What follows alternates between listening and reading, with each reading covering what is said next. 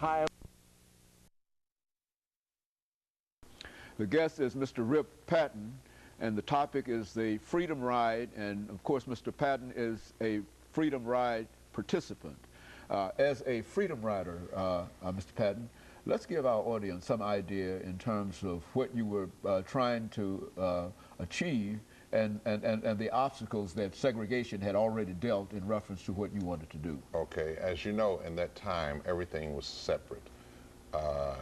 For example, if you're a Nashvilleian, you know that when you went downtown to shop, you had separate restrooms, separate water fountains. You could not eat in the facilities that they had in the 5 and dime stores. Well, they had the same thing in the bus terminals, Trailway and Greyhound. When you got up, well, you had to sit in the back of the bus, for one thing.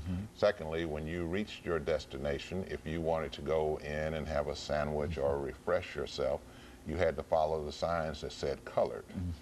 And according to the law, that was against the law, the federal law that allowed you as a passenger on the bus or an airplane, you were supposed to be able to use the facilities. You should be able to go into the front door, use the restroom of choice, and to use the lunch counter. But that's what CORE was testing, to make sure that these walls had fallen down. And so there were people who resisted this. First, I must tell you that they didn't just get on a bus or 2 buses and ride. This was one of those things that we found out in Nashville, was that the FBI had to know at all times what was going on. You had to call the FBI and let them know that you were moving from point A to point B and give names and how many people for your protection.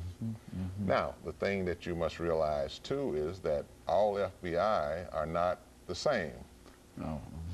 So as you get deeper and deeper into the South, that FBI might be a Ku Klux Klan person, or he might know somebody, or his feelings might be he might be a staunch segregationist.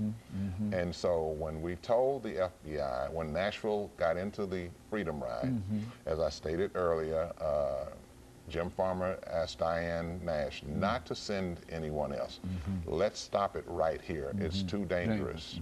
She said to him that if you let the bully know that he has bullied you and scared you into stopping, we'll never get anywhere. So Nashville is going to continue this Freedom Ride. So one of the problems that we had as students was trying to raise the money.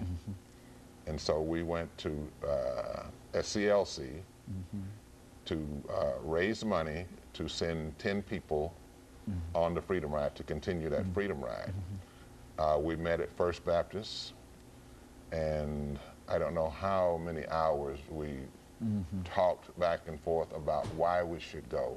Of course, the adults said it was too dangerous. You've seen what happened in Anderson and Birmingham. Why do you want to do this? Well, finally they gave in and wrote us a check. We needed $900 for 10 students. The check needed 2 signatures. They only had 1 person there to sign the check. And just to show you, just like in the sit-ins, the whole city was involved.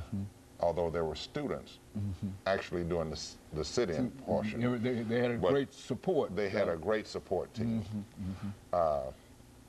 When we needed the $900 and we had to wait for that signature, well, we wanted to go right then. While the fire was hot, let's get into it right now.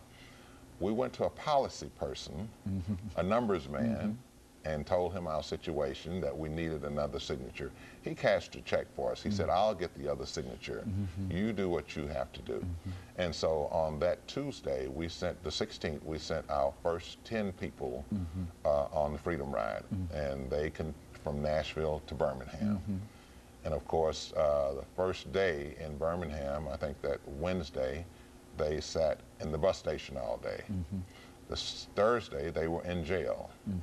In Birmingham? In Birmingham. They were arrested and put in jail. Thursday night, they were brought back, late Thursday night, they were brought back to the Alabama-Tennessee state line.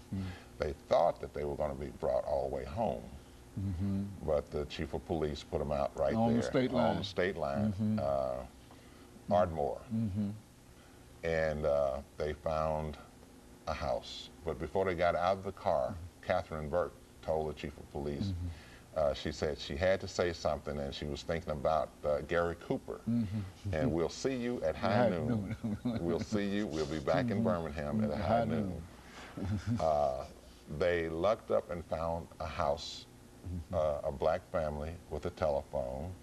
The man of the house didn't want to let them in, but Catherine said, if you talk loud enough so that the woman of the house can hear you, you're sure to get in. And so they did, and she told her husband to go and to several stores, not just one, but to several stores, and get some food for them, breakfast food. One of the things that we've talked about, some of us, is that we would like to go back to that place and find, if not that couple, a family member or someone who knows what happened that night. That's one of our projects. We're going to do that, trying to do it before June of this year, to go back and find somebody that knows something about what happened that night. That's a very important night in history. Now, that same night, Leo Lillard, I was in the office. Our office was on Jefferson Street between 18th and 21st. Leo Lillard and I were in the office. We got the call from Bill Harbor where they were, and of course we didn't have interstates. So he borrowed a station wagon, and we just found out last week that it was a station wagon, and whose station wagon it was.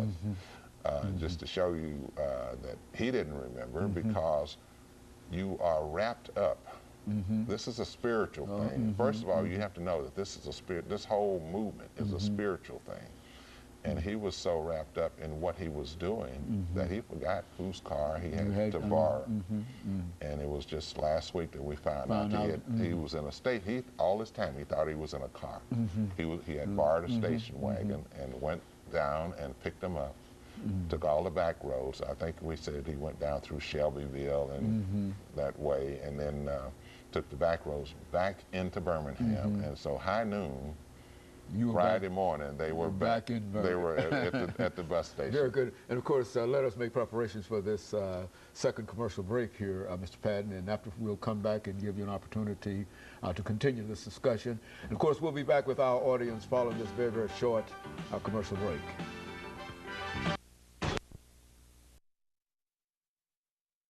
The guest is Mr.